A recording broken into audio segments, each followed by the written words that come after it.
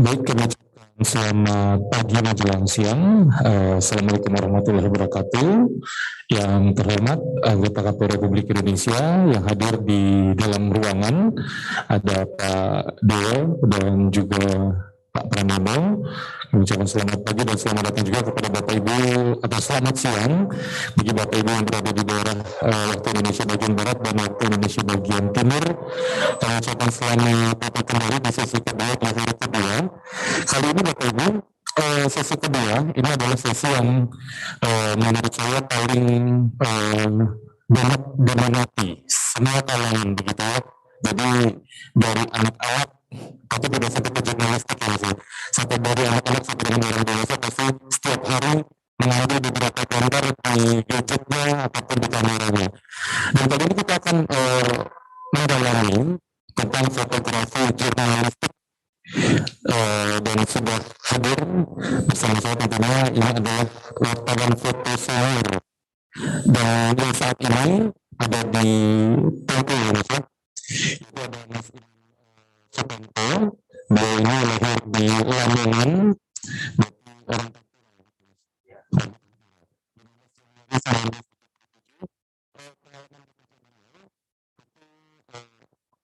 orang di tahun 98 sampai dengan 2003 pada majalah Sabari, 2003 sampai dengan 2004, lalu pindah ke majalah Gatra 2004 sampai dengan 2007 dan kembali lagi ke Tempo dari 2007 sampai dengan sekarang.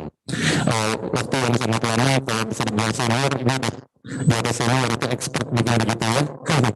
Baik, Bapak Ibu, karena kita waktu kita juga sudah tertentu sebagai posisi yang pertama, kita akan langsung saja untuk materi pertama. Namun namanya materi, namun sebelumnya kami ingatkan kembali kepada Bapak Ibu peserta daring dari KPU Provinsi, KPU dan juga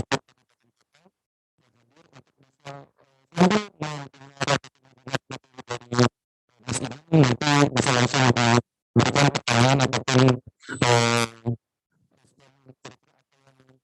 masalah ini terutama dari untuk ataupun humas dari masing-masing sektor, pertama karena itu sektor saya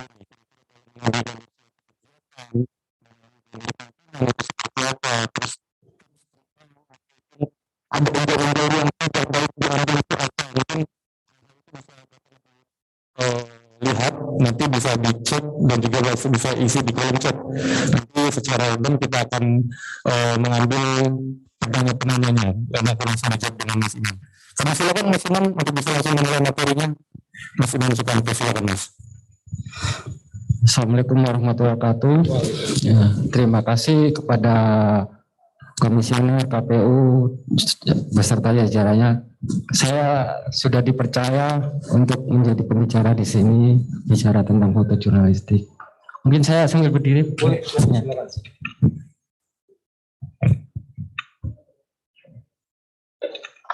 Jadi saya akan sedikit menjelaskan tentang gimana sih foto jurnalistik itu bekerja, seperti apa seorang pewarta foto. Mungkin langsung aja ya. Tapi sebelumnya sebenarnya saya pengen tahu kendala apa sih, masalah apa sih yang dihadapi oleh teman-teman khususnya di kehumasan. Tapi itu mungkin nanti ditanyakan ketika selesai materi. Gitu, boleh. Selanjutnya boleh. Nah, foto jurnalistik itu ada beberapa kategori. Salah satunya itu kategori general news. Foto general news itu foto yang berisikan gambar dari suatu peristiwa yang terjadwal atau direncanakan sebelumnya, biasanya berisikan gambar-gambar dalam bidang hukum, politik, nasional, militer, dan sebagainya. Contohnya seperti foto kegiatan almarhum, kebetulan sudah almarhum ya, Pak Manik ya, Husni Malik. Ketika itu dia menerima kunjungan dari Partai Golkar. Kebetulan waktu itu ada dua kubu, antara kubu Agung Laksono dan kubu satunya lagi. Nah, ini ingin menengahi, ingin ada satu pihak yang ingin disahkan. Nah, kenapa saya berikan foto seperti ini? Karena saya ingin menunjukkan bahwa foto itu tidak hanya foto pertemuan, tapi ini foto yang harus berbicara. Seperti apa? Ya, menangkap mimik, menangkap kegiatan biar tidak terlihat mati foto itu. Jadi terlihat hidup.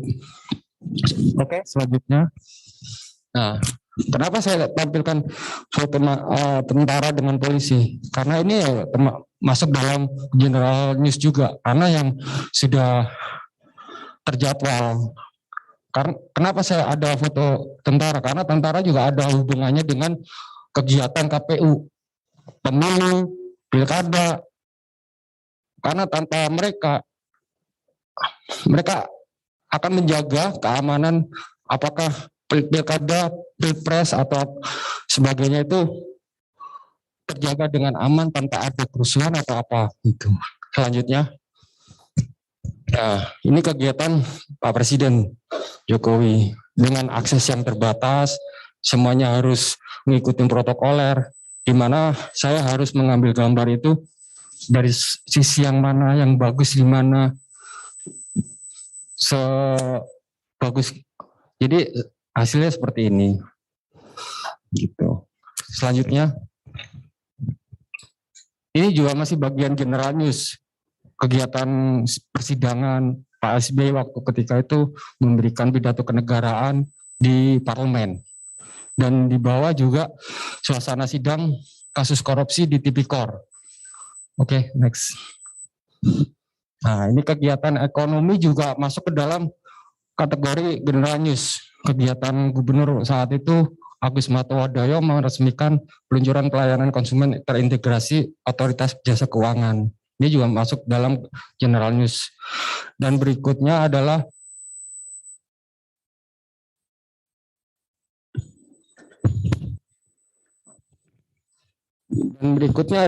foto teman-teman awak media saat mewawancarai narasumber. Ini juga termasuk dalam kategori general news. Oke, selanjutnya. Nah, spot news. Kategori spot news adalah kategori yang tidak diduga-duga, kategori yang hard news, berita keras istilahnya. Karena kita tidak akan tahu kapan ini terjadi atau prediksinya seperti apa. Nah, ini kita ketika jadi fotografer, pewarta foto, kita harus waspada, kita harus memasang mata, harus fokus apa yang harus kita kerjakan. Untuk mendapatkan gambar sebagus ini pun kita harus mencari posisi yang tepat dan bagaimana menjaga supaya walaupun terjadi bentrokan, kerusuhan, kita harus tetap aman. Oke. Selanjutnya, ini kecelakaan juga.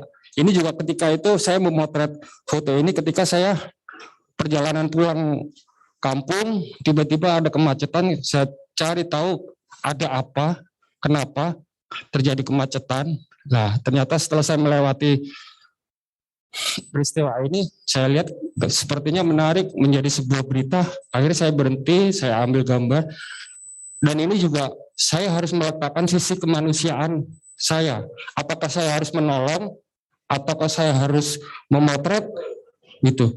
Ketika di sisi lain orang akan menilai bahwa foto ini, kenapa kamu tidak menolong, kenapa kamu tidak membantu? Itu pasti disalahkan, Pak. Tapi karena saya seorang pewarta foto, ya saya harus merekam sebuah peristiwa yang istilahnya sejarah gitu, bahwa ketika kita lalai dalam berkendara, kita lalai dalam membawa mobil, ya akan terjadi seperti ini. Nih. Oke, selanjutnya. Ini waktu ini kebakaran di Wisma Kosgoro. Ketika itu kami sedang ada di Bundaran HI. Tiba-tiba ada terlihat dari kejauhan ada api membakar gedung Wisma Kosgoro. Akhirnya kami lari secepat mungkin mencari tempat di mana di mana saya harus bisa mendapatkan momen yang bagus. Saya berusaha mencari lokasi yang tepat. Jadi saya berusaha untuk mencari gedung tertinggi, saya minta izin, mencari akses, gimana caranya saya harus dapat gambar ini. Akhirnya saya izin, akhirnya diperbolehkan saya naik paling tertinggi di atas, di rooftop. Akhirnya saya tunggu momen yang tepat, akhirnya dapat gambar seperti ini pun dimuat di majalah Tempo. Gitu. Oke, selanjutnya. Nah, ini juga People in the News. Kategori People in the News adalah sebuah sajian foto tentang manusia yang menjadi sorotan dari sebuah berita. Biasanya yang disajikan adalah profil atau sosok seseorang karena ketokohannya atau korban bencana atau korban teroris dan sebagainya. Kenapa saya munculkan? Kebetulan mungkin banyak yang kenal. Ini adalah fotonya Pak Wakil Presiden Yusuf Kala, dan kebetulan ini juga penugasan dari kantor untuk mengisi untuk halaman wawancara khusus. Kenapa saya bikin hujan-hujanan? Kenapa Pak Jokowi, Pak Yusuf Kala mau dihujan-hujanin seperti ini? Ini juga tidak suatu kebetulan saya dapat seperti ini. Ini juga perlu perjuangan. Kenapa saya bisa seperti ini? Karena kan sebagai pejabat negara kedua di negara ini, nggak mungkin kita bisa memerintah atau menyuruh Pak Yusuf Kala hujan-hujanan. Saya pasti akan menghadapi protokolnya dari Pas Pampres dan sebagainya.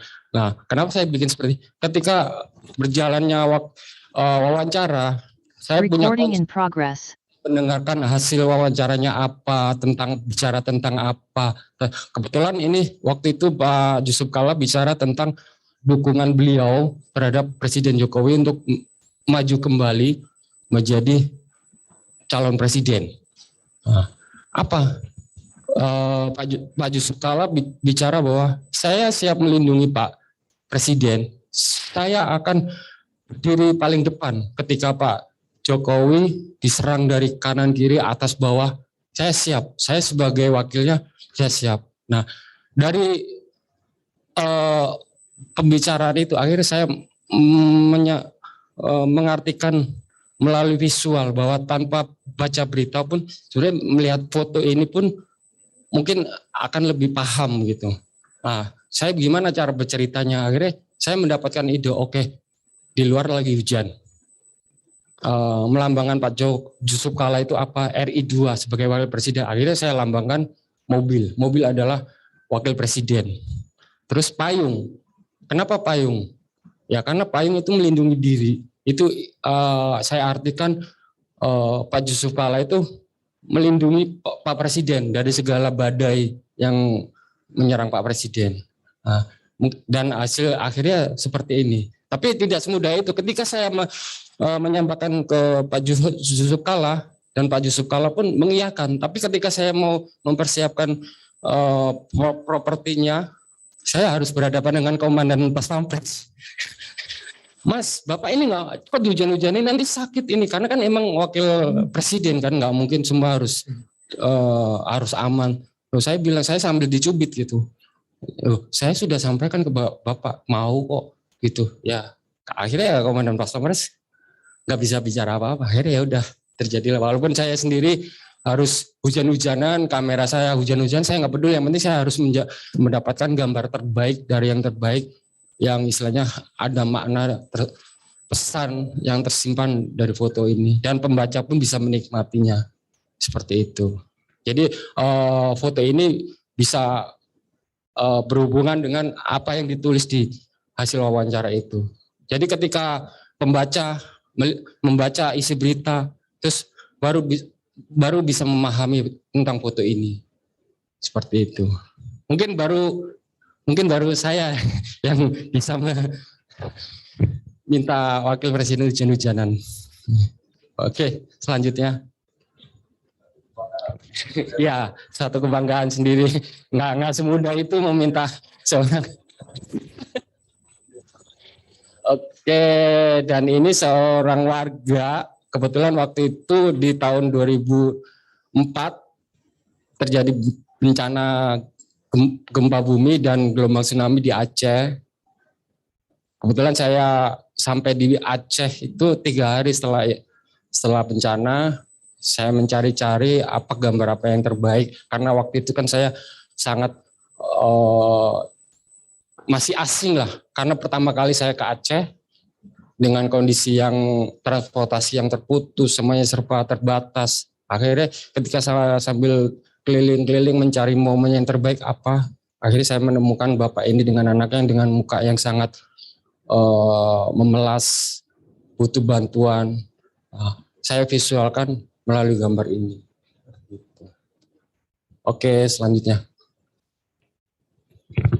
Nah, ini juga lagi-lagi saya juga mendapatkan akses yang tidak mudah juga. Mungkin teman-teman pewarta foto di Jakarta yang bisa naik ke patung Bundaran HI ini mungkin baru saya, dan kebetulan saya sampai 2 kali naik.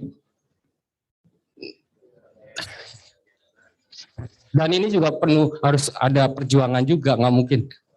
Keberanian memanjat ketinggian seperti ini. Ini waktu itu dibersihkan, perawatan. Waktu itu ini sore hari.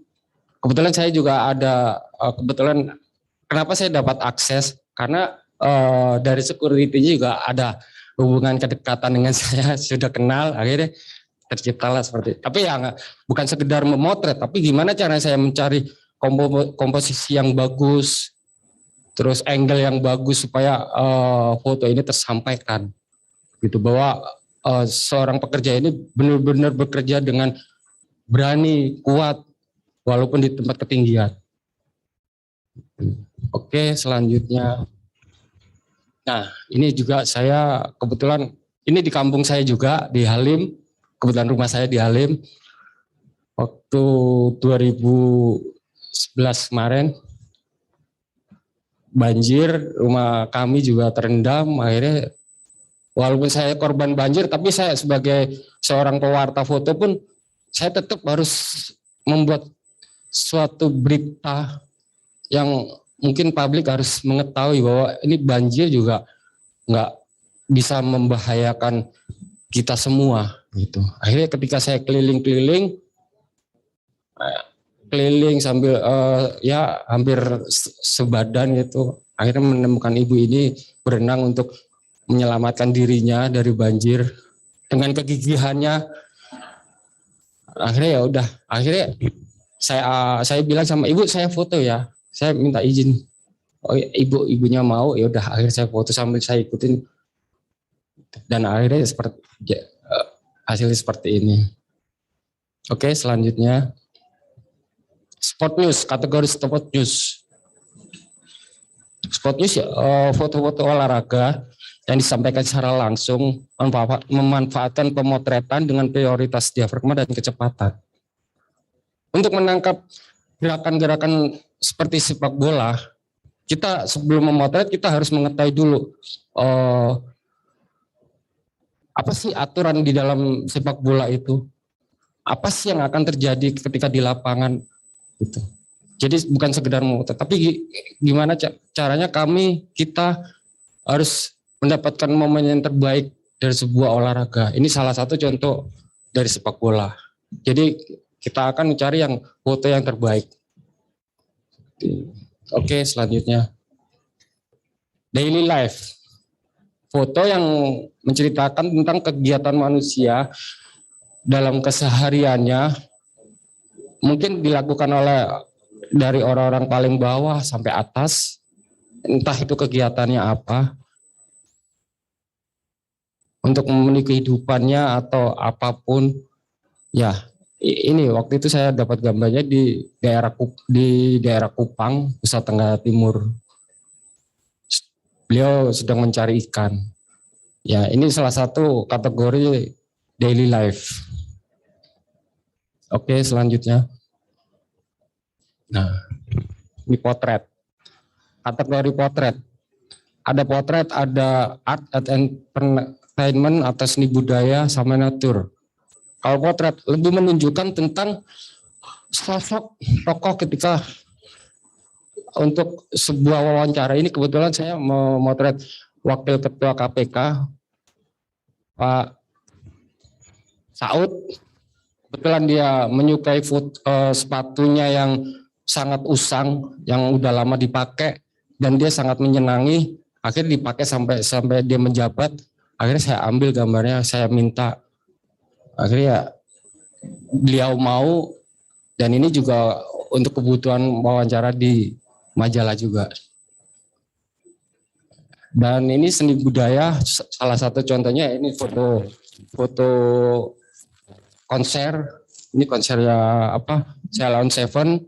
Ketika itu kita juga tidak sekedar mengambil gambar, memotret, tapi kita juga harus membaca lighting di panggung seperti apa, terus apa yang dilakukan oleh si penyanyi, gitaris, drummer, dan kita juga harus memikirkan komposisi yang terbaik gimana. Seperti itu. Sama, dan yang terakhir adalah nature. Kategori yang menyajikan hubungan antara manusia dengan lingkungan. Jadi mungkin yang berdampak positif kepada manusia, pada semua makhluk hidup. Oke. Selanjutnya selesai. Oke, baik. Saya menghormati, boleh kasih aplaus sekali lagi untuk Mas Iman Sukanto, adalah wartawan foto senior dari Tempo. Dari sisi fotografi memang sulit tampaknya kalau misalnya kita tidak ada sesi diskusi begitu ya Mas ya.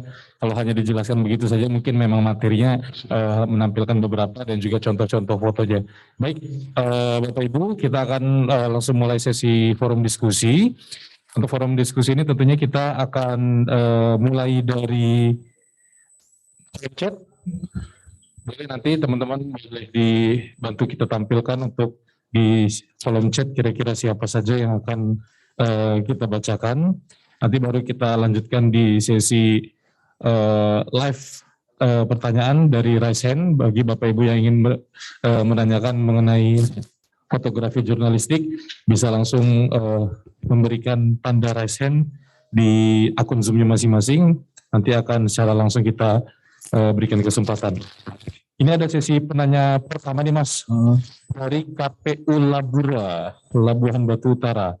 Bagaimana teknik mengambil objek foto agar terlihat hidup dan teknik pengambilan gambar untuk objek yang sedang bergerak tapi akan mendapatkan hasil yang tidak blur atau tidak membayang begitu. Boleh, langsung Mas. Maaf, boleh. Maaf ya.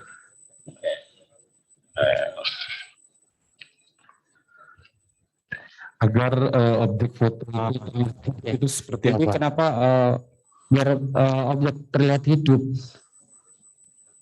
kita tidak bisa mengambil sebuah kegiatan atau khususnya bola atau kegiatan politik seperti khususnya seperti kegiatan KPU itu kita juga dapat gambar itu bisa di awal kegiatan atau di akhir kegiatan justru bagus. Oke, Gitu.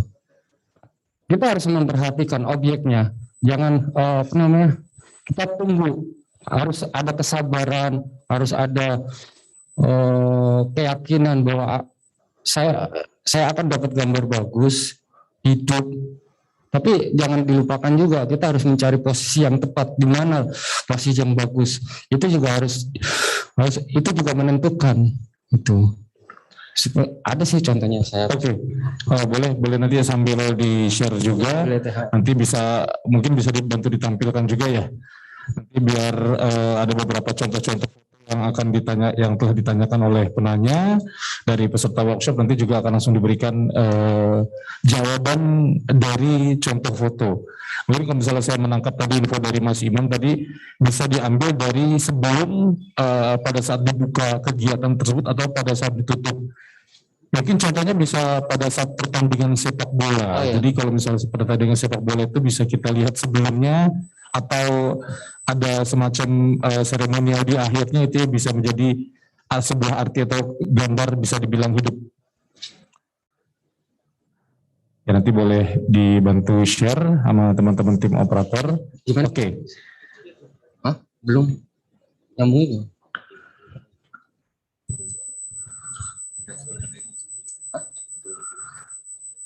Ya, nanti boleh dibantu teman-teman. Kita lanjut pertanyaan selanjutnya, Mas. Sebentar. Ya, biar teman-teman yang langsung menyambungkan. Ini ada satu pertanyaan lagi. Bagaimana teknik pengambilan gambar untuk objek yang sedang bergerak agar kita dapatnya tidak blur atau membayang? Jadi tekniknya ya, ketika untuk mengambil gambar supaya tetap hidup, itu ya bermain di speed.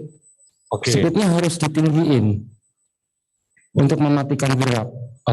Dan tidak blur. Kalau tidak blur itu adalah kita harus fokus ke objek utamanya apa.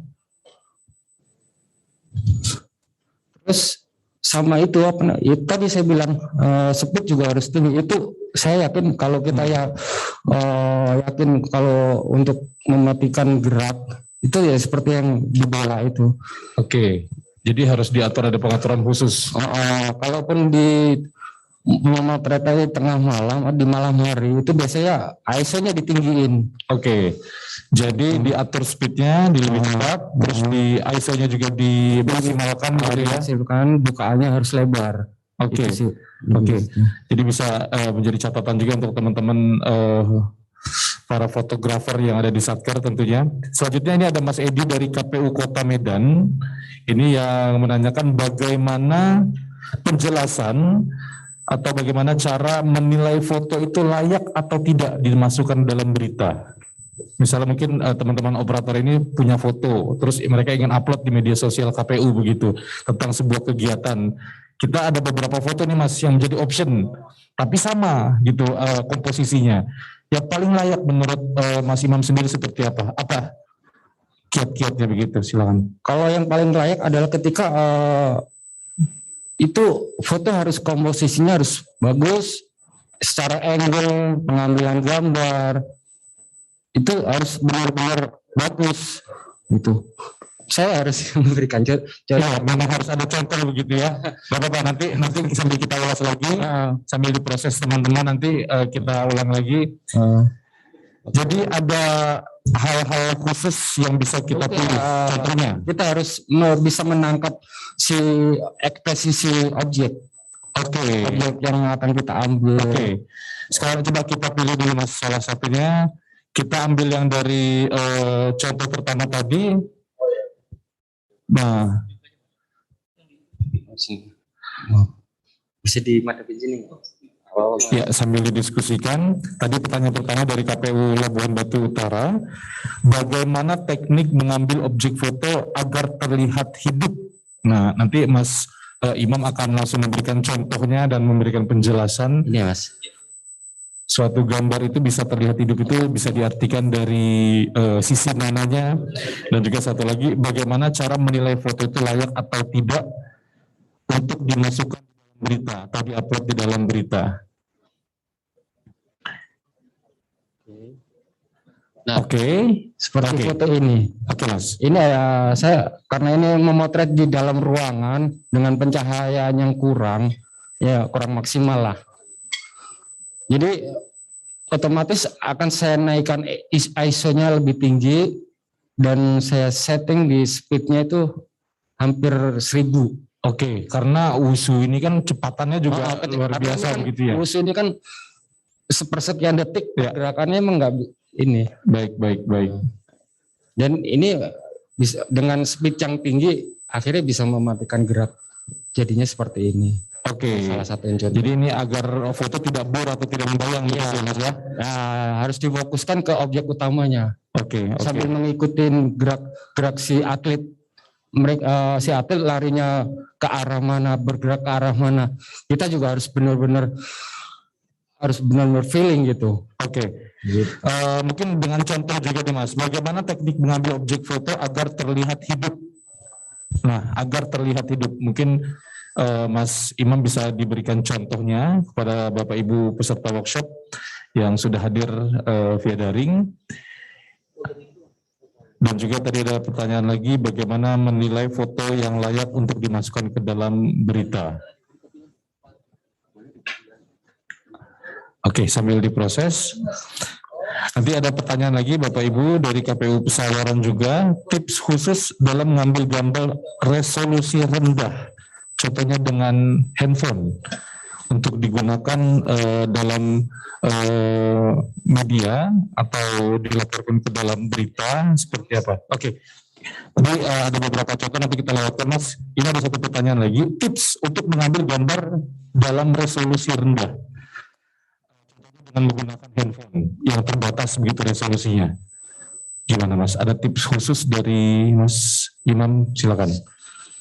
Sebenarnya dengan resolusi rendah pasti kalau ketika di tempat yang terang mungkin masih bisa ya. Tapi kalau ketika tonton pencahayaannya mencukupi, kemungkinan ya pasti blur, bergerak atau gelap. Itu pasti karena alat juga mempengaruhi juga seperti itu. Oke. Nah, contohnya nih, ada satu pertanyaan dari kalau misalnya kita lihat dari KPU Kuansing, ini ada Mbak Wigati ya. Tips dan trik memotret menggunakan kamera kamera handphone maksudnya, karena mungkin beberapa teman-teman di daerah dalam suatu kesempatan tidak menyiapkan kamera yang khusus begitu, tapi harus diabadikan dengan sebuah momen, namun mereka hanya menggunakan kamera. Contohnya di dalam ruangan ini, apa yang harus mereka lakukan dengan kamera handphone itu, Mas? Seperti mengambil dalam sebuah acara itu harus kembali lagi, kita harus mencari posisi yang tepat dan komposisi yang bagus tanpa terhalangin oleh orang-orang. Contohnya harus ada keberanian gitu. Okay. Ketika kadang-kadang kepercayaan diri itu kurang gitu. Ketika kepercayaan diri kita kurang, itu otomatis akhirnya takut-takut, malu-malu untuk ngambil gambar. Akhirnya ambil gambar seadanya. Ketika kita punya kepercayaan diri, kalau ingin maju, ya udah maju, ambil yang paling clear. Siapa yang mau diambil gambarnya, tokonya siapa saja yang di situ, yang tidak perlu diambil, tidak perlu masuk frame, tidak perlu. Oke. Berarti wartawan foto ini bisa dibilang harus mengesampingkan rasa takut, rasa malu. Iya. Terus juga rasa nggak pede begitu ya. Jadi memang ya kita untuk mendapatkan hasil yang baik ya harus maju ke depan begitu. Kuncinya adalah pede, kepercayaan diri. Ya. Nah, ini salah satu yang ingin saya tanyakan kepada teman-teman humas adalah apa sih kendalanya ketika ada suatu acara, kendala apa yang dihadapi? Baik. Itu. Biasanya yang kendalanya ya seperti harus berhadapan dengan teman-teman jurnalis atau kendala takut ingin sama pimpinan atau ingin menyampaikan tidak berani. Benar. Salah satunya itu. Sebenarnya tipsnya adalah dari kita sebagai teman-teman humas itu harus ada keberanian, kepercayaan diri untuk menyampaikan pengertian, pemahaman kepada pimpinan bahwa foto kegiatan pimpinan itu penting. Kenapa? Biasanya pimpinan ada yang mau, ada yang tidak mau, gitu. Padahal kalau pimpinan tidak mau atau mau itu adalah akhirnya kalau tidak mau, akhirnya tidak bisa menunjukkan kinerja si pimpinan sendiri gitu. Iya, Jadi kalau mau otomatis akan menunjukkan ini loh KPU bekerja, pimpinan bekerja. Ya. Karena publik pun ingin tahu bahwa KPU itu bekerja. Ya, tentunya memang humasan ini sangat menunjang ya, maksudnya ini adalah covernya dari keberhasilan dari si kinerja KPU sendiri. Cover lembaga ini adalah mungkin dari kehumasan begitu ya. Begitu ya. Ujung tombak dari sebuah kegiatan KPU berhasil atau tidaknya itu dari kehumasan, dan ada interaksi dengan istilahnya menghubungkan antara kebutuhan si teman-teman wartawan sama pimpinan. Baik. Seperti itu. Ada penanya lagi nih Mas, kita masih ada waktu, ini kita masih dari pertanyaan dari kolom chat. Bagaimana menyesuaikan gambar yang diambil dengan isi berita yang kita tulis? Ini dari KPU Kabupaten Melawi. Contohnya dia sudah punya berita tulisan, cuman belum ada gambarnya. Ingin menyesuaikannya, ada trik atau tips mungkin tertentu, kalau Mas? ingin membuat berita tapi kebetulan tidak mempunyai foto, itu mungkin bisa dipakai dengan foto-foto ilustrasi. Kalau bicara tentang pencoblosan atau apa, kalau mama mau membuat berita tentang ketua KPUD melakukan pencoblosan atau kunjungan, kebetulan tidak ada foto, ya bisa disiasati dengan menggunakan sebuah foto ilustrasi. Seperti apa? Seperti warga atau masyarakat atau simbol-simbol jari yang ada tinta, itu juga bisa dijadikan ilustrasi. Jadi kalau satu berita sendiri kita sudah punya berita, nggak perlu ada foto yang original dengan yang khusus begitu, tapi bisa dialihkan atau disiasati dengan ilustrasi. Itu kecuali kalau itu tulisan tentang ya tidak terlalu membutuhkan sebuah foto yang dibutuhkan itu. Ketika ya itulah fungsinya ketika humas itu adalah harus memiliki akses luas terhadap kegiatan pimpinan, kegiatan semua kegiatan yang ada di KPU, seperti karena gini Mas, seperti kita teman-teman foto itu, kita tuh ingin memberitakan tentang pemilu. Pemilu itu apa sih bagi kami itu? Pemilu ya bukan hanya sekedar kegiatan pimpinan, tapi pemilu adalah pemilihan suara, ada simulasi, ada pencoblosan, ada pengiriman logistik, dan yang sangat menarik sebenarnya kalau di daerah-daerah itu adalah pengiriman logistik. Publik pun ingin tahu bahwa pengiriman logistik di daerah itu seperti apa sih, apalagi daerah terpencil, itu pasti sulit. Nah, di situ peran penting dari seorang humas adalah ketika kalau ingin menunjukkan bahwa KPU bekerja adalah ketika ada pengiriman logistik ke daerah terpencil, sebisa mungkin info ke teman-teman khususnya wartawan foto gitu. Jadi dengan adanya foto, akhirnya terpublish, publik kan tahu, oh iya ternyata ini KPU bekerja. Oh ini ternyata pengiriman logistik KPU itu ternyata nggak segampang ini. Tentunya dengan satu foto itu bisa merubah doktrin seseorang begitu ya Mas ya. Oke. Ada pertanyaan nih Mas dari KPU Sukamara. Ini pertanyaan menarik. Peralatan minimal untuk mengambil foto sebuah kegiatan itu seperti apa? Karena tidak setiap satker KPU itu punya standar peralatan fotografi yang memadai, mungkin dengan tripod yang harus merek A atau dengan yang tipe A, kamera yang seperti apa? Minimal yang harus dimiliki oleh sebuah satker di KPU daerah mungkin seperti apa Mas? Sebenarnya alat itu mendukung, tapi di sisi lain juga alat itu juga sebenarnya yang paling penting adalah siapa yang dibalik kamera itu, bukan kamera yang terbaik, bukan kamera yang terbagus. Walaupun ketika kita memotret, kalau kita tidak bisa, semua orang bisa memotret Mas, semua orang bisa memotret, tapi belum tentu bisa menghasilkan foto yang bagus. Saya bisa, hanya dengan menggunakan handphone pun saya bisa menghasilkan sebuah foto yang bagus. Nah, semua itu intinya kembali lagi ke diri kita masing-masing. Itu apakah kita bisa menghasilkan foto bagus atau enggak, itu tergantung dari setiap individu. Ya, seperti itu. Oke. Dan memotret juga tidak sehari 2 hari, harus membutuhkan jam terbang yang tinggi, harus sering diulang-ulang setiap hari. Kalau kita memotret tanpa penjiwaan, tanpa kita jiwai, tanpa kita selamin kamera apapun itu bentuknya, kalau tanpa kita jiwai, tanpa kita belajar, saya nggak akan bisa. Karena fotografi itu selalu berkembang. Oke. Jadi kalau misalnya foto itu adalah momen, jadi ketika sang wartawan atau sang fotografer itu tidak berani, nggak yakin, lalu melewati momen itu, ya berarti habis, berarti nggak ada momen itu lagi, nggak akan bisa terulang begitu ya Mas ya? Sekian detik udah nggak bakalan. Kecuali kalau teman-teman reporter, mungkin teman-teman reporter ingin menulis berita walaupun terlambat, mungkin masih bisa bertanya-tanya tempat. Tapi ketika ketinggalan momen, ya udah selesai. Nggak akan dapat gambar lagi, karena itu tidak akan bisa diulangin lagi. Oke. Oke. Kita beralih ke pertanyaan selanjutnya Bapak Ibu. Ini dari satu pertanyaan lagi ya, dari Edi Kurniawan dari KPU Kota Bima. Ini izin bertanya, apakah sebuah foto yang dimasukkan sebagai berita itu boleh diedit atau dimanipulasi? Ataukah semua foto yang dipublikasikan itu harus original? Oke, silakan Mas. Kalau untuk foto jurnalistik itu tidak boleh diedit, tidak boleh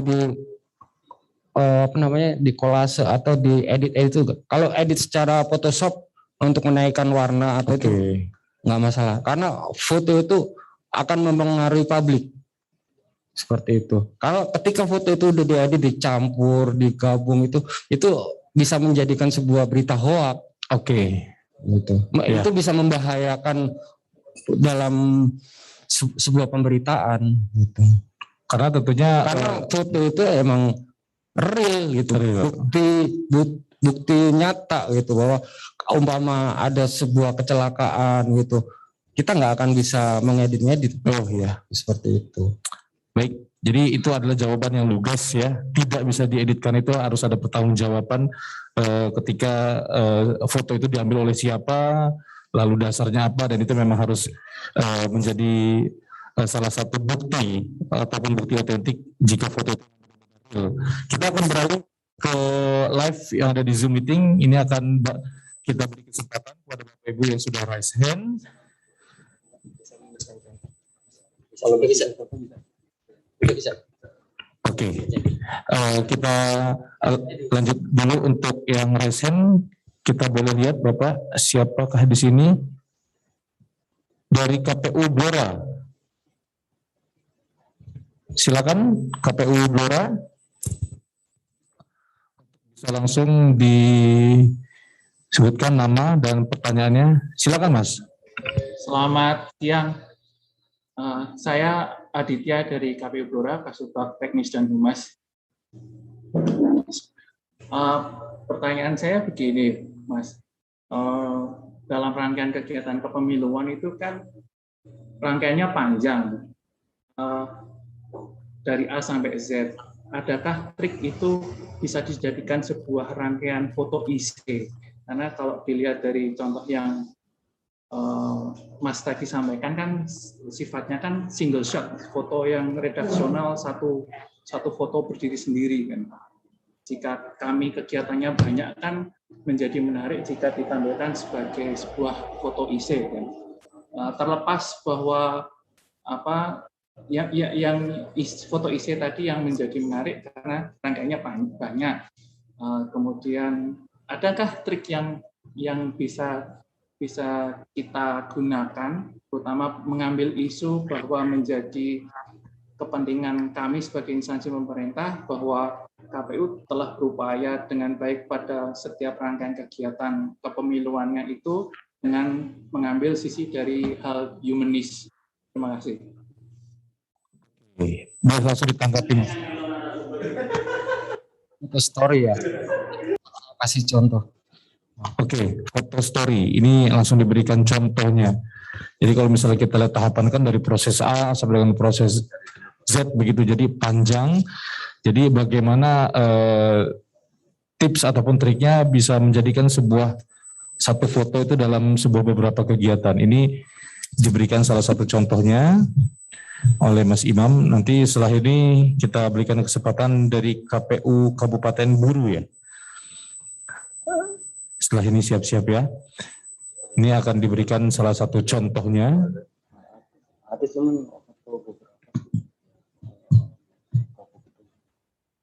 Sebentar ya. Ya, Bapak Mas. Karena memang fotografi kalau dijelaskan saja nggak cukup. Silakan. Mungkin saya akan berikan contoh, mungkin bisa dijadikan contoh walaupun bukan foto ya kegiatan KPU, tapi ini bisa menjadikan contoh gitu. Bahwa story itu semuanya pasti sama yang akan dilakukan. Seperti yang saya lakukan ketika saya liputan nelayan di Larantuka, itu saya harus mengikuti hingga ke tengah samudra selama 3 hari 3 malam. Ketika itu sampai di tengah samudra itu mesin mati, gimana rasanya kondisi. Di situ pun kita harus tetap fokus, harus kita tetap yakin walaupun dalam keadaan bahaya, gimana cara untuk bisa mendapatkan gambar bagus. Ini. Sebentar.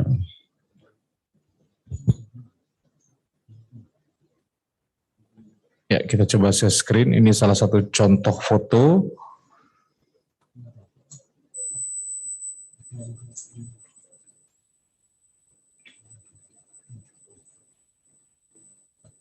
Nah, ini ya Mas. Oke. Semuanya. Oke, sip. Oke, seperti ini Mas. Oke. Ini mungkin secara general ya Mas, saya akan jelaskan walaupun tidak berhubungan langsung dengan pemilu, tapi minimal ini bisa menjadikan contoh bahwa nanti Masnya bisa membuat foto seperti ini dengan tema foto pilkada atau sejenisnya.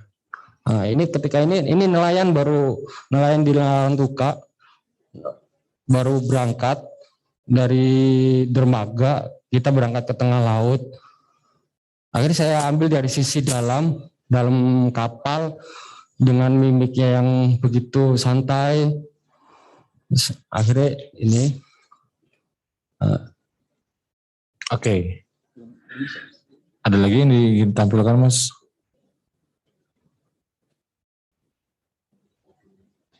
Itu semua Mas. Ya, kita ambil beberapa contoh foto, mohon ditunggu Bapak Ibu.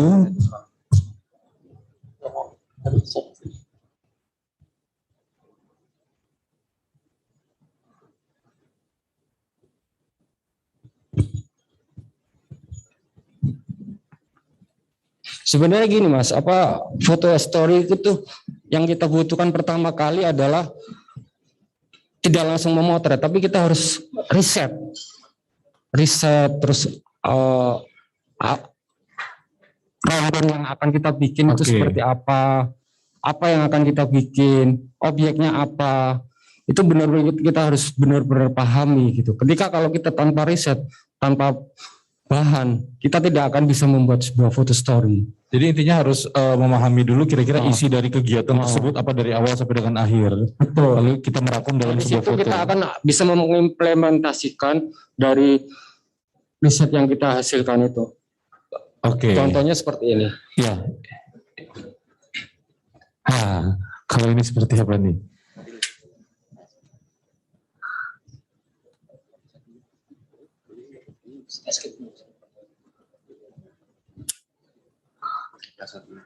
Ini gedein. Nah, yang saya cerita tadi itu ini nelayan Larantuka. Ini di tengah malam. Oke. Di tengah samudera. Ini mengejar antara, jadi terjadi apa? Bentar.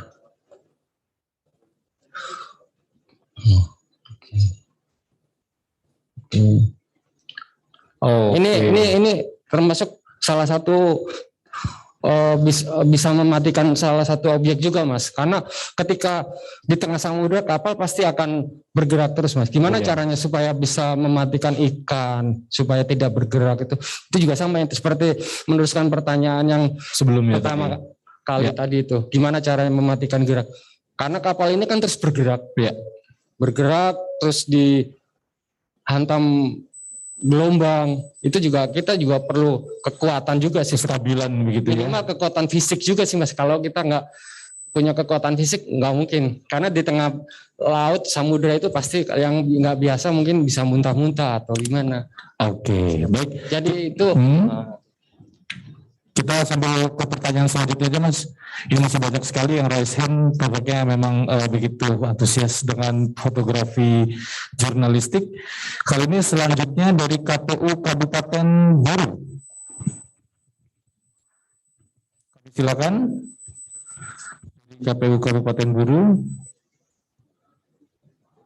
Dia sudah raise hand dia. Ada? Jangan kepencet aja deh. Coba kita cek sekali lagi KPU Kabupaten Buru. Oh, oke. Berarti kita skip ya. Dari Bu Andi Gadis Kinanti, kami silakan Bu. Ya, silakan. Dari KPU Kota Singkawang.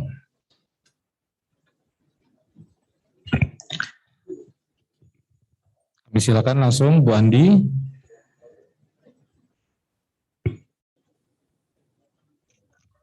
Oke, silakan Bu. Tes, oke baik.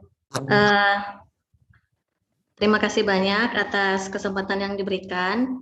Mohon izin Bapak pimpinan yang ada di KPU RI. Saya ingin bertanya, berbicara tentang fotografi, kalau kita mau pakai definisinya adalah seni melukis cahaya, maka memang sangat bergantung dari insting atau jiwa seni dari masing-masing orang gitu kurang lebihnya Pak ya. Nah, yang ingin saya tanyakan adalah ini terkait misalnya kita mengambil foto objeknya itu adalah orang. Ini kan kemudian akan yang ingin kita publikasikan. Nah, apakah kita membutuhkan izin dari objek foto itu untuk dipublikasikan? Karena kan pernah ada satu kasus foto orang dipublikasikan, kemudian foto itu digunakan oleh pihak lain untuk iklan LGBT. Nah itu kemudian orang yang ada di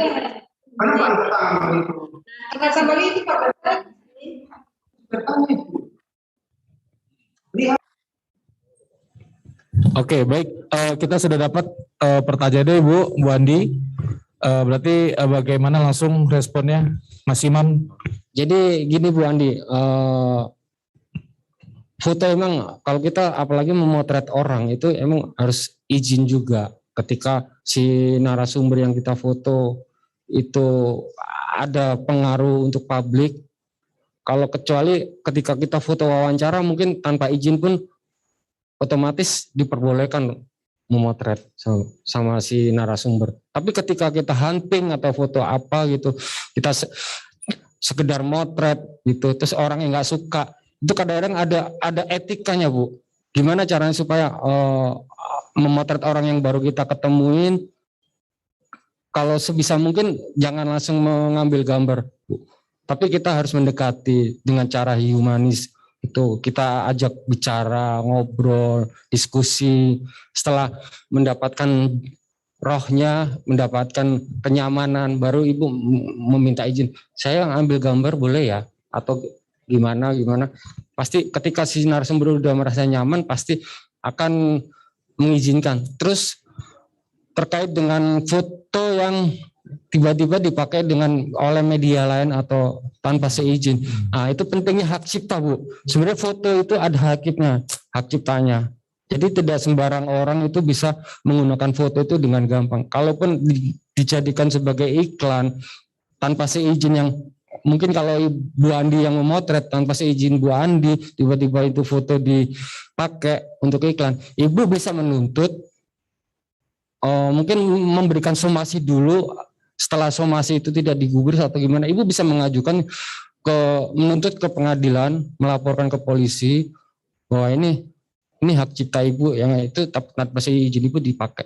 Karena penting bagi kami pewarta foto itu memiliki hak cipta, karena apa yang kita miliki, kita buat itu adalah hak cipta kami, hak cipta kita. Tidak sembarang orang bisa memakai kecuali media yang kami tempat bekerja gitu. Jadi hak cipta tapi ya itu di Indonesia mungkin pemahaman tentang hak cipta sebuah karya foto itu belum terlalu dipahami semua orang. Masih banyak orang yang dengan gampang googling dapat gambar dipakai. Nah itu. Tapi kalau masih terjadi, mungkin Ibu bisa gitu, bisa mengajukan somasi gitu. Oke. Itu next levelnya lah begitu ya. Mungkin orang-orang Indonesia mesti ada pembelajaran khusus begitu.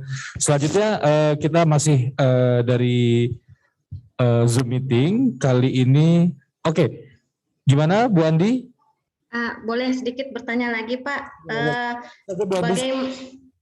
Bagaimana caranya kita membuktikan bahwa foto itu adalah milik kita, bahwa foto itu yang ngambil kita, yang punya kita gitu. Gimana caranya Pak? Apakah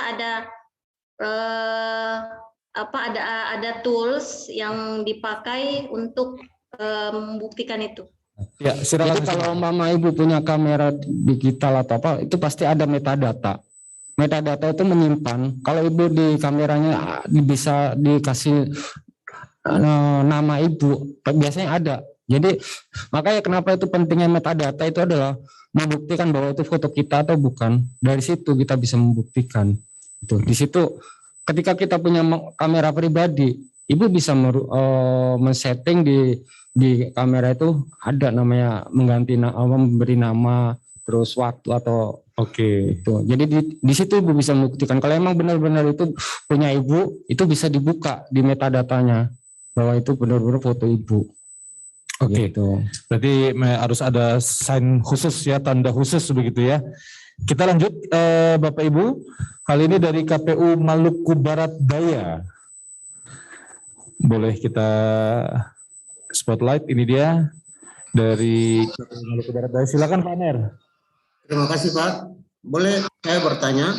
Kebetulan kita di KPU Maluku Barat Daya ini, itu kondisi kewilayahan kita adalah laut. Kondisi kewilayahan kita laut. Ini kita punya pengalaman beberapa kali ketika baik saat kita melakukan distribusi logistik ataupun saat kita melakukan BIMTEK di tengah-tengah kondisi cuaca laut yang begitu bergelora. Nah, di saat-saat itu kita mau mengambil gambar untuk mengabadikan itu. Tapi ternyata ketika kita mengambil gambar ini ombak udah mukul kita dari kiri, dari kanan dan sebagainya, sehingga kita tidak bisa mengabadikan momen-momen yang bersangkutan.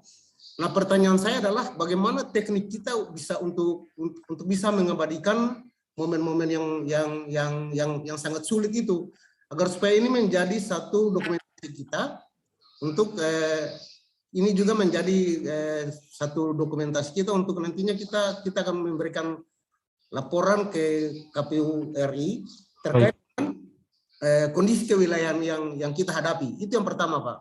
Kemudian yang kedua adalah apakah sebuah kegiatan atau pada saat narasumber dia menyampaikan keterangan persnya, kemudian ada setelah itu dia langsung menyatakan bahwa ini keterangan pers ini adalah off the record, sementara sudah terlanjur untuk diambil gambarnya, diambil fotonya.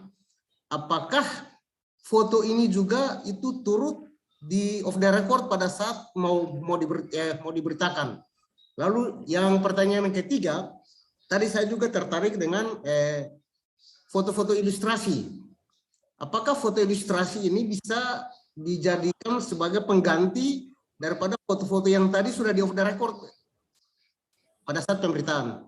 Terima kasih. Itu 3 pertanyaan saya. Terima kasih. Silakan Mas Imam. Oke Pak, terima kasih. Jadi kalau trik memotret di tengah laut seperti itu yang saya sampaikan tadi, yang saya beri, mungkin Bapak lihat foto saya yang tentang nelayan itu, mungkin nggak jauh beda ya Pak ya, tentang pengiriman logistik itu juga penting Pak. Jadi pertama kali yang harus kita siapkan ketika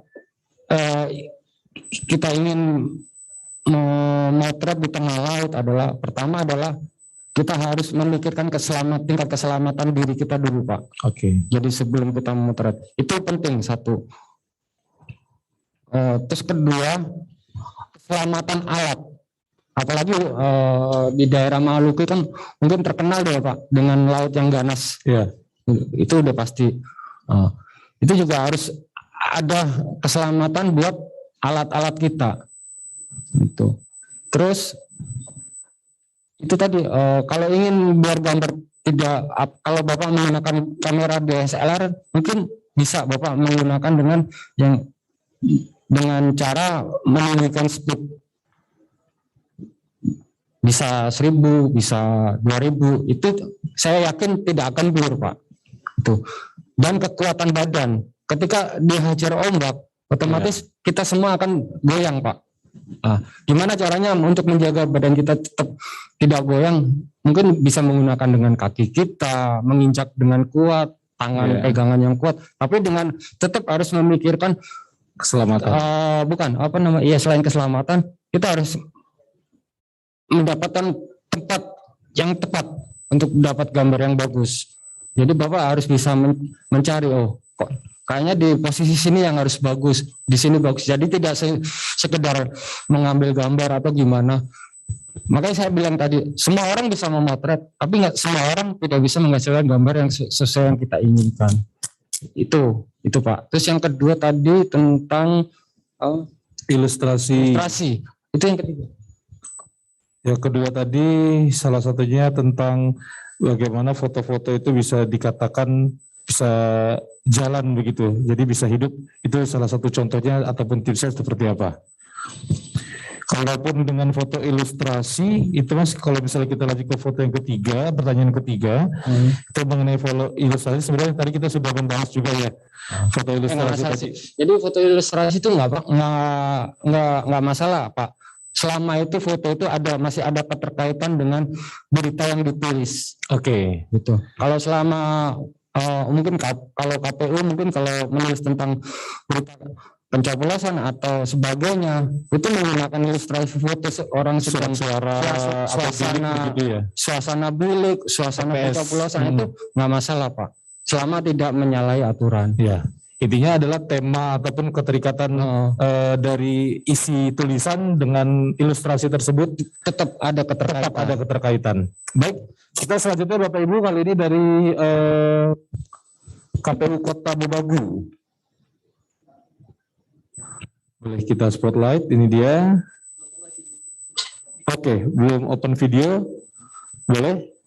Dari Kota Mobagu. Ya.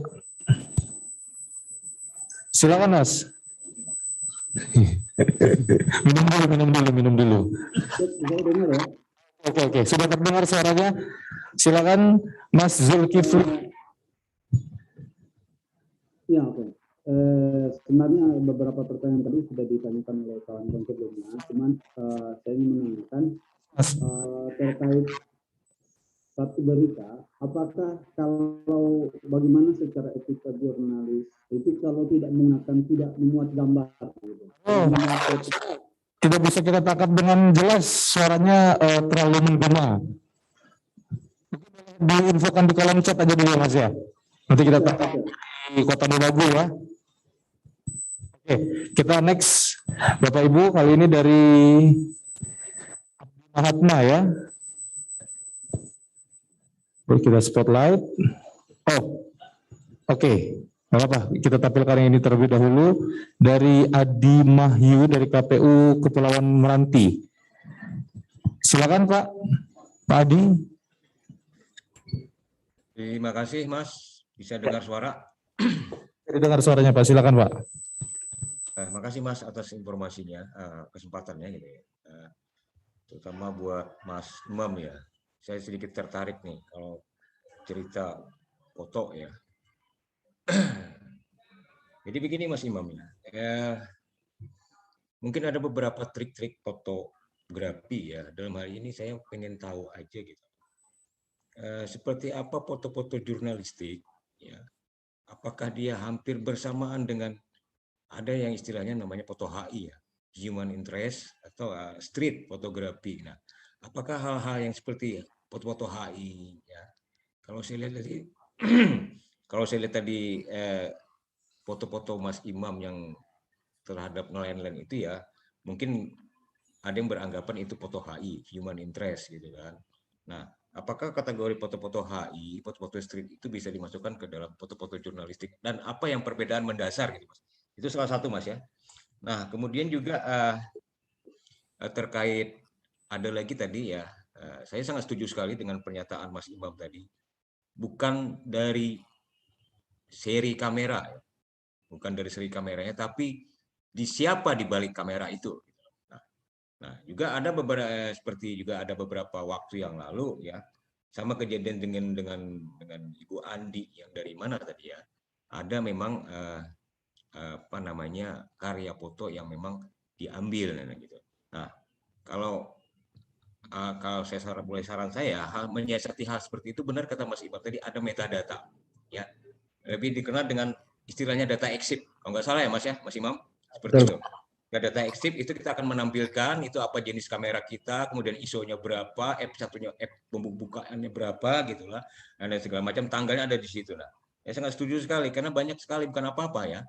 Kita ya saya salah satu hobi itu tidak tapi suka aja gitu loh.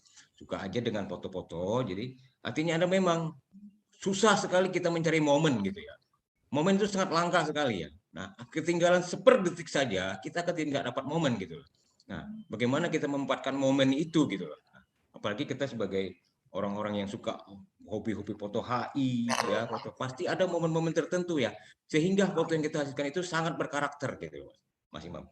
Jadi mungkin itu ya, mungkin ada beberapa banyak sih yang mau saya tanyakan tapi bisa sharing lah nanti seperti Mas Imam ya kalau bisa ya. Minta nomor Mas Imam lah nanti seperti apanya gitu. Nah, saya hobi saja gitu. Apalagi dengan kegiatan-kegiatan di kepemiluan kita ya, banyak sekali foto-foto yang bisa kita tampilkan. Ya, misalnya seperti kita meliput kegiatan lipat suara gitu loh. Nah, dengan kondisi-kondisi yang kadang-kadang keterbatasan cahaya dan segala macamnya, tentu kita harus bisa menggunakan teknik-teknik dalam berfotografi gitu ya. Nah, kadang-kadang kita itu yang mau kita tampilkan, seperti apa pengambilan gambar yang baik. Kemudian juga situasi di Kepulauan Meranti ini benar kata sama dengan di Bapak yang di Maluku Barat, gitu mereka ternyata itu kita itu adalah sebagian adalah laut gitu. Kita ada beberapa pulau. Nah, sangat indah sekali kalau kita bisa mengabadikan kegiatan-kegiatan seperti bagaimana kita logistik kita, kemudian menempuh jalur pulau, kemudian dengan mengangkat dengan motor atau dengan suasana yang sangat lumpur gitu. Nah, kadang-kadang kita pengen menghasilkan foto-foto yang sangat berkarakter gitu. Tapi nanti keterbatasan itu seperti apa Mas kira-kira trik-trik yang agar kita bisa menghasilkan foto yang sangat berkarakter dan foto itu bisa berbicara dengan dari foto aja mereka udah tahu oh seperti ini. Jadi artinya untuk kita menampilkan di publikasi tidak perlu banyak narasi lagi. Ya, mungkin seperti itu Mas Imam. Makasih Mas Imam. Cukup gambar yang bisa menjelaskan begitu ya Mas ya, kira-kira tipsnya. Terima kasih Pak Adi atas pertanyaannya. Yang saya jawab pertama adalah benar Pak, foto street, foto jurnalistik atau foto daily life atau foto keseharian itu sangat bisa jadi sebuah berita ketika foto itu bisa mempengaruhi publik.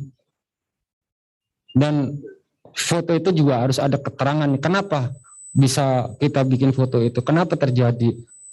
Ya kembalilah ke 5W1H. Itu juga penting, Pak. Ketika kita memotret tanpa memiliki dasar 5W1H, foto itu tidak berarti apa-apa, Pak. Gitu. Jadi semua foto itu bisa jadi foto berita ketika foto itu ada pengaruh buat kehidupan sehari-hari, buat publik, buat itu pertama. Terus yang kedua tentang ini ya, trik memotret.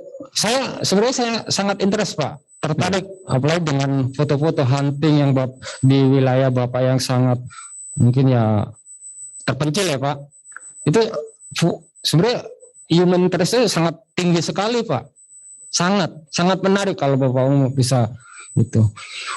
Kayak pengiriman logistik, pelipatan atau itu sebenarnya itu semua kan ya saya kembali lagi riset pertama. Terus kedua bahwa kalau emang di KPUD tempat Bapak bekerja itu ingin mendapatkan gambar yang bagus, mungkin Bapak bisa ketika ingin menunjukkan kinerja KPUD itu melalui visual, pertama kali yang harus disiapkan adalah tempat.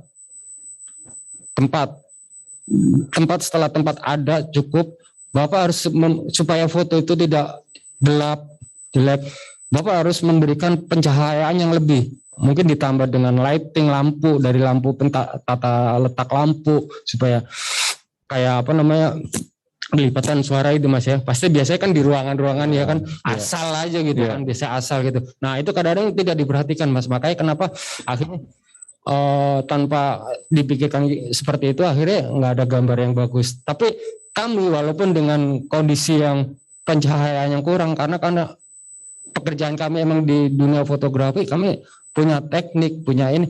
Gimana caranya kalau menggunakan kamera DSLR ya, pertama yang kita lakukan ya menaikkan ISO, terus ketika ISO itu tidak mampu untuk menaikkan cahaya ya, otomatis speednya kita benar-benar turunkan. Oh gitu, bisa 30, 1/30, 1/15 untuk mendapatkan cahaya yang maksimal seperti itu, Pak. Terus yang kedua yaitu tadi pengiriman logistik seperti itu. Itu juga Bapak juga bisa gitu loh mengikuti. Itu menarik kenapa? Ketika ada pilkada, pilpres atau sebagainya, Bapak bisa menginfokan update tentang pengiriman logistik itu ke teman-teman wartawan, khususnya teman-teman foto. Jadi itu sangat penting sekali, Pak, gitu. Kalau Bapak bisa menginfokan besok kita akan mengirim logistik ke daerah ini yang sulit dijangkau, Bapak ajak teman-teman foto. Dari situ otomatis ketika dapat gambar itu akan terpublish, masyarakat Indonesia pasti tahu, ternyata di sini ada lokasi yang sangat sulit untuk ditembus. Baik. Seperti itu, Pak. Ya. Baik, rasa cukup, Pak. Gimana, Pak? Masih ada yang kurang? Jadi intinya begini, Mas, kalau saya tangkap gitu ya. Saya pernah membaca yang sifat istilahnya segitiga exposure. Nah, jadi tadi Mas jelaskan kalau situasi ini ISO-nya dinaikkan atau mungkin mengarahnya mungkin lebih ke situ, Mas Imam ya, kalau tidak salah lah seperti itu, Mas. Segitiga exposure. Segitiga exposure. Pernah dengar tuh, Mas? Belum. Oke. Baik, terima kasih Pak Adi Mahir. Nanti bisa sharing. Oke. Mungkin bisa sharing. Kita kan sharing, Pak ya. Mungkin Bapak mungkin saya bisa berbagi IG atau bisa ini kan. Mungkin Bapak juga bisa follow IG saya. Mungkin semuanya boleh kalau Mama ingin lihat-lihat. Instagramnya apa, Mas? Imam. Maaf. Boleh saya tulis? Boleh, silakan. Kalau peserta yang lain ingin sharing IG. Oke. Jadi untuk teman-teman dari KPU Provinsi, KIP Aceh, teman-teman Satker Kabupaten Kota, jika ingin diskusi ataupun mungkin sharing lah mengenai fotografi, boleh nanti di-share, nanti teman-teman akan menginfokan di kolom chat, mungkin boleh nanti bisa langsung hubungi beliau lewat Instagram. Selanjutnya kita masih dari raise hand, masih ada waktu 15 menit lagi, Bapak Ibu, mungkin 2 penanya terakhir ya. 2 penanya terakhir, kali ini dari Abdi Mahatma, dari KPU Bombana, yang tadi sudah sempat terlewat. Pak Abdi, silakan Pak Abdi dari KPU Bombana. Ya, sudah tersambung Pak. Sudah bisa ya Mas ya? Iya, bismillahirrahmanirrahim. Assalamualaikum warahmatullahi wabarakatuh. Salam singkat Abdi ya. Ya, perkenalkan nama saya Abdi Mahatma dari KPU Kabupaten Bombana, Sulawesi Tenggara. Saya tertarik pada materinya Mas Imam soal fotografi ini. Pertama tadi soal foto hard news ya. Saya ingin tanyakan, kan itu insidentil sifatnya. Seorang fotografer yang bagus, bagaimana mensiasati atau menyiapkan kameranya, komposisi kameranya yang bagus itu seperti apa, Mas? Misalnya buka diafragmanya berapa, speednya berapa, ISO-nya berapa, untuk bisa menangkap momen-momen semacam itu. Itu yang pertama. Yang kedua, saya ingin cerita sedikit, misalnya soal, nanti akan masuk sana, soal pasti Mas Imam pasti kenal dengan Kevin Carter, yang fotografi yang usai menerima Pulitzer, kemudian meninggal bunuh diri.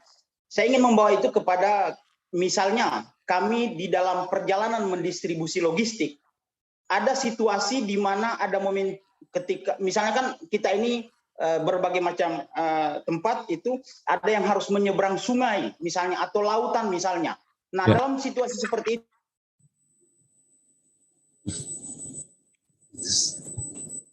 Ya, halo Pak Abdi. Oke, putus. Kita sudah cukup menangkap ya. Ini pertanyaannya sama. Iya, pertanyaan mungkin hampir sama juga tadi yang sudah dijelaskan. halo, Mas, Terus juga, terputus ya? Terputus ya, Mas? Ya, singkat saja Terputus ya? Mas Abdi. Iya, saya tadi soal Kevin Carter itu, bagaimana kalau dalam perjalanan kami mendistribusi logistik, tiba-tiba ada petugas kami yang misalnya kotak suaranya hanyut, apakah mana yang kita harus dahulukan, memfoto dulu atau menyelamatkan kotak suaranya?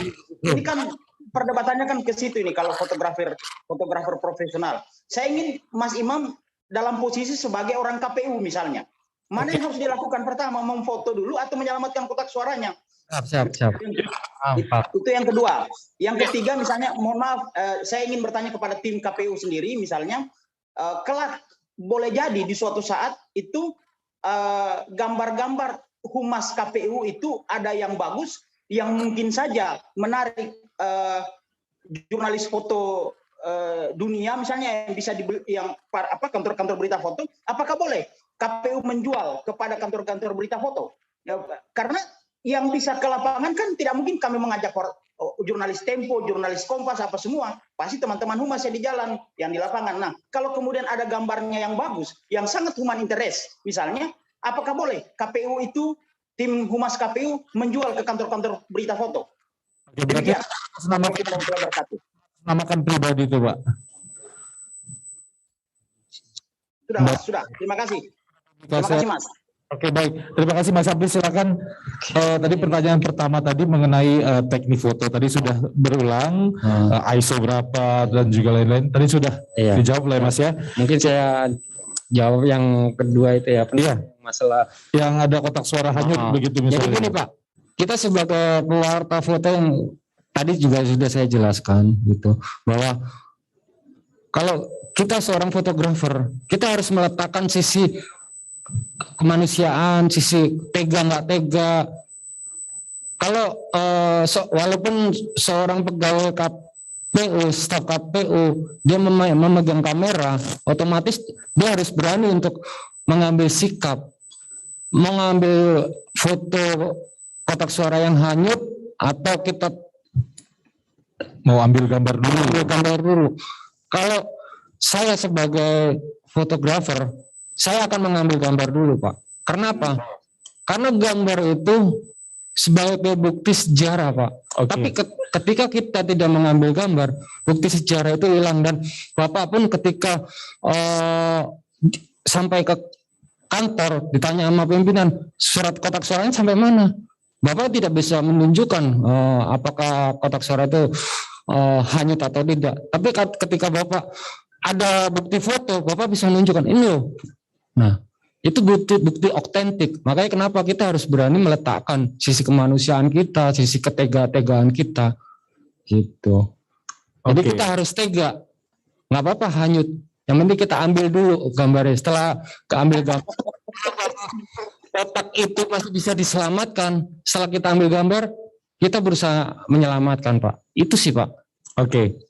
Pertanyaan terakhir, Mas Imam, yaitu gambar KPU jika ditarik ataupun diminati. Kalau bicara tentang lembaga, itu foto-foto tentang pilkada, ketika KPU tidak bisa mengundang atau mengajak teman-teman wartawan karena keterbatasan akomodasi atau mungkin itu ya.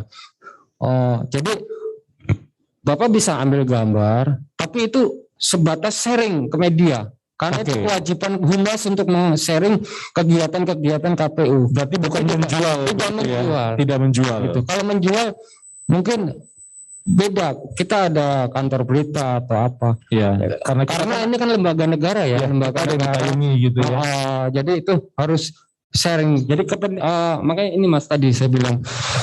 Makanya pentingnya seorang Humas itu. Kadang-kadang ketika nggak bisa mengajak teman-teman wartawan yang istilahnya sifatnya itu acara ini benar-benar nggak bisa, hanya yang bisa masuk adalah wartawan Humas yang aksesnya hanya Humas ya. Itu mungkin bisa diberikan pengertian pemahaman ke teman-teman wartawan. Kita nggak bisa mengajak tapi kita bisa sharing. Sharing foto. Kalau emang benar-benar ini foto penting buat kebutuhan publisitas pemberitaan itu sampaikan juga Mas. Ya. Jadi gitu. Jadi harus di-sharing ketika nggak ada akhirnya di-sharing ke teman.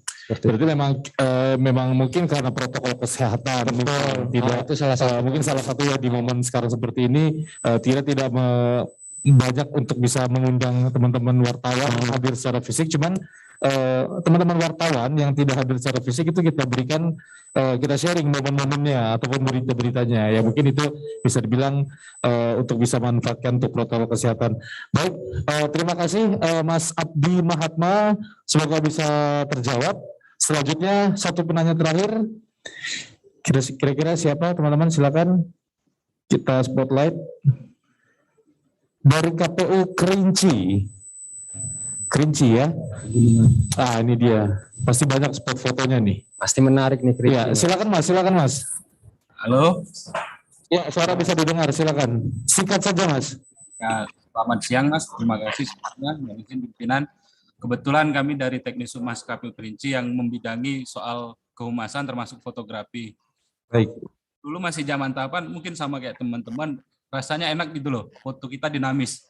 Banyak kegiatan, ada kunjungan, ada ngantar kotak, ada segala macam kan. Kita merasa bangga ketika menghasilkan foto yang baik gitu kan. Itu apresiasinya terlihat misal dari like, dari apa segala macam.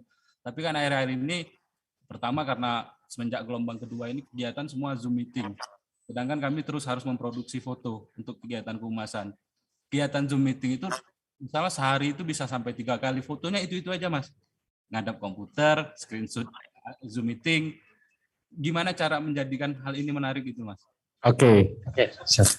Cakep. Ini pengalaman yang dialami mungkin teman-teman seluruh Indonesia ya. Silakan Mas. Jadi gini Mas, mungkin yang Mas bilang cuman foto komputer atau apa, mungkin Mas bisa mengambil gambar secara keseluruhan ruangan. Itu jadi bisa menggambarkan bahwa ada kegiatan Zoom meeting atau dengan cara mungkin saya ada contoh foto yang bisa saya perlihatkan ke Mas, kalau biar foto lebih enak dilihat, lebih tidak monoton, tidak bosan, senang lihatnya berkali-kali. Mungkin saya ada sih foto kalau boleh. Mungkin ini bisa mewakili dari teman-teman humas di seluruh Indonesia, karena kan sekarang memang pandemi, jadi seluruh kegiatan rakor-rakor tidak bisa dibatasi begitu ya, bahkan tidak bisa dilakukan tatap muka. Jadi bagaimana agar teman-teman humas ini tidak mempublikasikan ya screen, kamera, terus dari ruang kerja. Jadi hanya itu. Jadi mungkin screenshot dari screen yang digunakan begitu.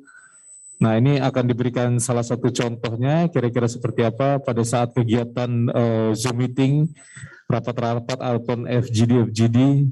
Kira-kira contohnya seperti apa?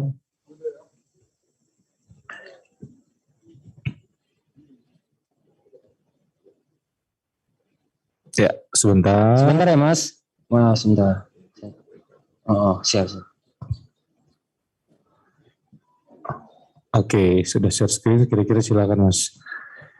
Langsung ditampilkan saja Mas. Ya. Seperti ini. Mana? Oh, belum. Oh, ini semua. Bisa di stop nggak Mas ini? Sebentar. Oke, belum tertampil. Oh, udah Mas?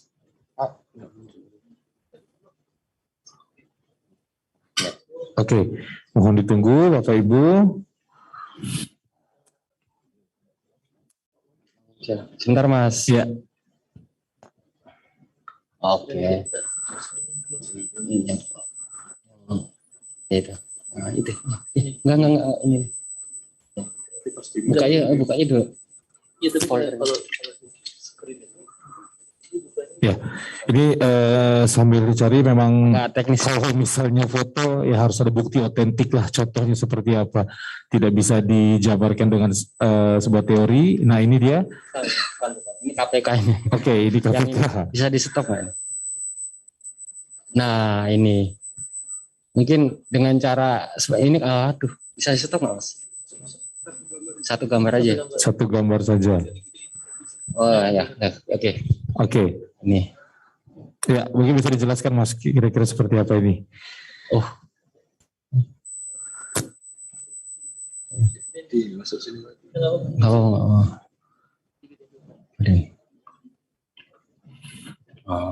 Oke, ya, mungkin teman-teman udah bisa ngeliat. Jadi ini kebetulan ini sidang di Tipikor, tapi daring karena pandemi ya, nggak bisa offline. Jadi ketika kami memotret ini kan pasti menemukan kebosanan karena selalu memotret monitor.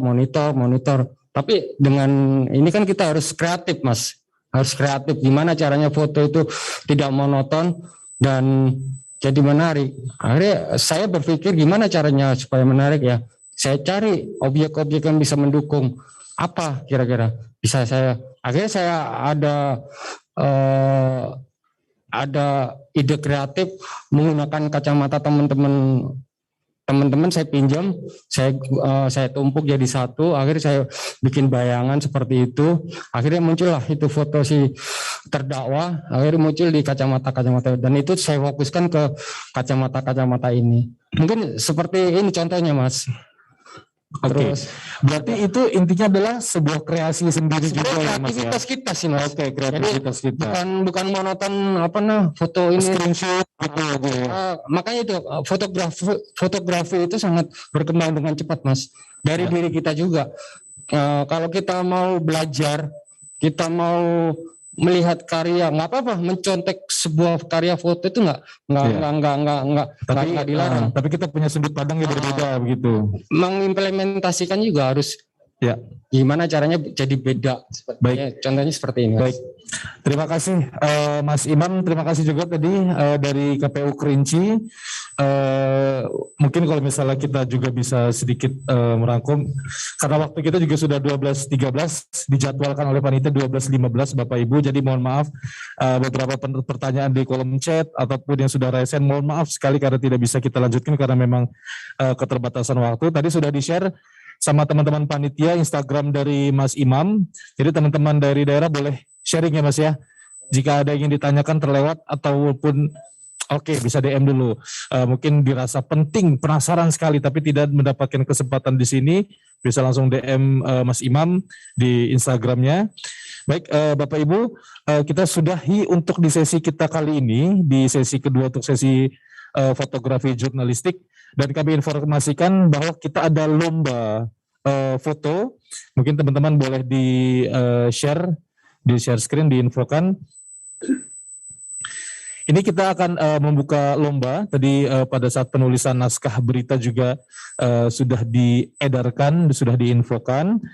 Yaitu lomba berita website KPU berupa naskah dan juga foto.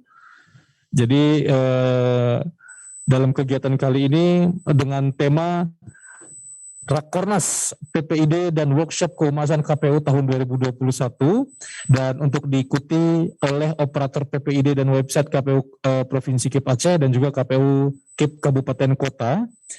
Jadi digabung Bapak Ibu ya, jenis tulisan berupa naskah berita maksimal 1 halaman A4 dengan spasi 1,5 yang memiliki unsur 5W1H, who, where, what, when, why, how. Jadi bisa juga dicek lagi kira-kira ketentuannya seperti apa.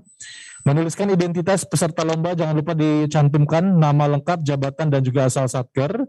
Menyertakan satu foto yang sesuai dengan tema, bukan foto tangkapan layar atau screenshot Bapak Ibu. Tulisan foto yang dikirimkan ke email PPID KPU RI 2021@gmail.com. Batas waktu pengiriman materi lomba adalah hari ini. Jadi untuk naskah berita dan juga untuk foto dikirimkan paling lambat hari ini. Jadi diusahakan hari ini sebelum jam 4 sore atau sebelum jam 16.00. Pemenang akan diumumkan Jumat 29 Oktober 2021 secara live streaming pada sesi penganugerahan besok ya di jam 9 pagi. Untuk konfirmasi Bapak Ibu bisa langsung sudah tertera di layar. Ada Saudari Eris dan juga Saudari Teni. Mungkin Pak Arief ada yang ingin disampaikan Pak untuk foto? Oh, sudah cukup. Oke, baik Bapak Ibu, kami ucapkan terima kasih atas partisipasi dan juga kehadiran Bapak Ibu di sesi kita fotografi jurnalistik.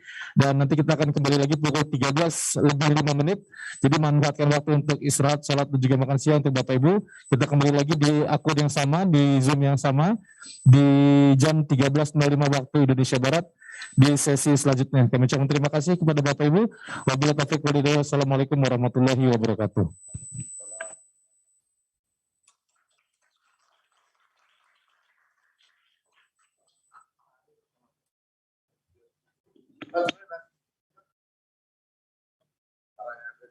Tadi malam